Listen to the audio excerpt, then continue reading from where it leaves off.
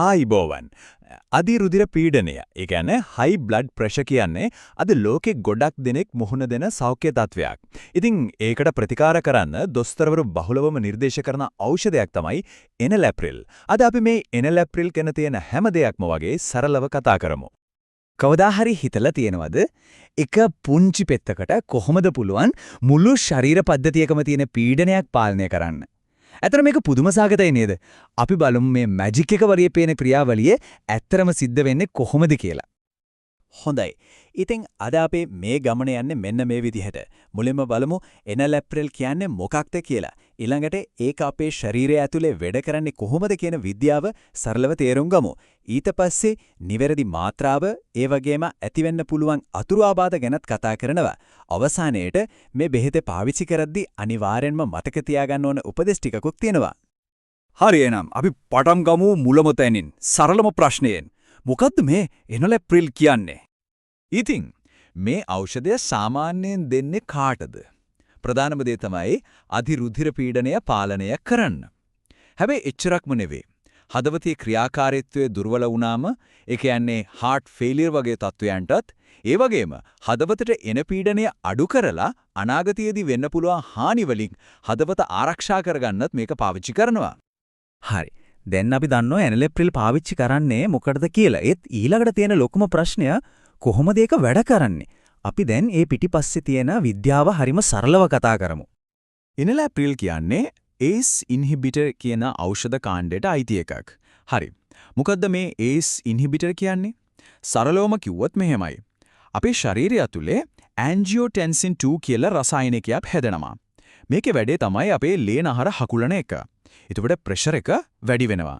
ඉතින් මේ ACE inhibitor වලින් කරන්නේ අන්නේ රසායනිකය හැදෙන එක නවත්තන එක. මේක වැඩ කරන විදිය හිතාගන්න ලේසිම ක්‍රමයක් තමයි ඩොමිනෝ සෙල්ලමක් වගේ කියලා. හිතන්නකෝ. පළවෙනි ඩොමිනෝ කැල්ල ඒ කියන්නේ එනලැප්‍රිල් ගිහින් ACE කියන එන්සයිමය නවත්තනවා. ඒක නැවතුන ගමන් ඊළඟ ඩොමිනෝ කැල්ල ඒ කියන්නේ angiotensin 2 හැදෙන එක නතර වෙනවා.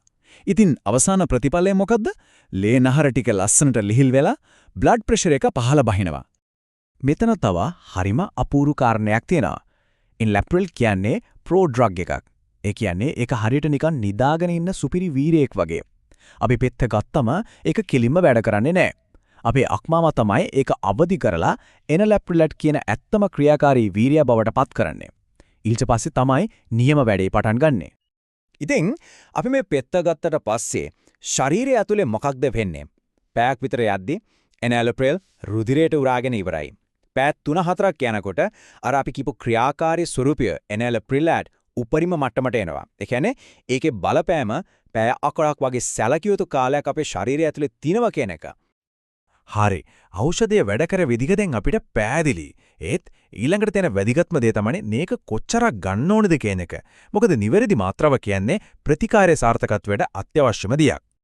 මාත්‍රාව තීරණය වෙන්නේ ප්‍රතිකාර කරන රෝග තත්ත්වය අනුව. අධිරුධිර පීඩනයට නම් සාමාන්‍යයෙන් දවසට මිලිග්‍රෑම් 5කින් පටන් අරගෙන ඊට පස්සේ අවශ්‍යතාවය අනුව මිලිග්‍රෑම් 10ත් 20ත් අතර ප්‍රමාණයකට ගේනවා. හැබැයි heart failure වගේ තත්වයකට නම් ශරීරයට හුරු කරවන්න ඕන නිසා ගොඩක් අඩු මාත්‍රාවකින්, ඒ කියන්නේ මිලිග්‍රෑම් 3.5කින් තමයි පටන් ගන්නෙ. මෙන්න මේක විශේෂයෙන්ම මතක තියාගන්න ඕන කාරණයක්. වයසින් වැඩි කෙනෙක්ට එම නැත්නම් වකුගඩුවල ක්‍රියාකාරීත්වය ටිකක් දුර්වල කෙනෙක්ට මේ ඖෂධය පටන් ගන්න ගොඩක් පරෙස්සමින්. ඒ වගේ අයට ආරම්භක මාත්‍රාව මිලිග්‍රෑම් 2.5ක් තරම් අඩු වගේක් වෙන්න පුළුවන්. හොඳයි. ඕනෑම ඖෂධයක් වගේම එනලැප්‍රිල් වලටත් පොඩි අතුරු ආබාධ ඇති වෙන්න ඉඩ තියෙනවා. හැබැයි මේවා ගැන දැනුවත් වෙන්න ඕන, බය වෙන්න නෙවෙයි. මොනවා ගැනද අපි අවධානයෙන් ඉන්න ඕන කියලා දැනගන්න. ගොඩක් වෙලාවට දකින්න ලැබෙන අතුරු ආබාධ කීපයක් තමයි මේ. සමහරවිට නිකම් කයට කරදරයක් වෙන වියලි කැස්සක් එන්න පුළුවන්. ඒ වගේම ප්‍රෙෂර් එක අඩු කරන නිසා සමහර වෙලාවට ඒක ඕනවට වඩා අඩු වෙලා කරකැවිල්ලක් වගේ දැනෙන්නත් ඉඩ තියෙනවා. තව රුධිරයේ පොටෑසියම් මට්ටම පොඩ්ඩක් ඉහළ යන එකත් දකින්න පුළුවන්. මේවා සාමාන්‍යයෙන් බරපතල නැහැ. ඒත් වෛද්‍යවරයාට දැනුම් දෙන එක වැදගත්.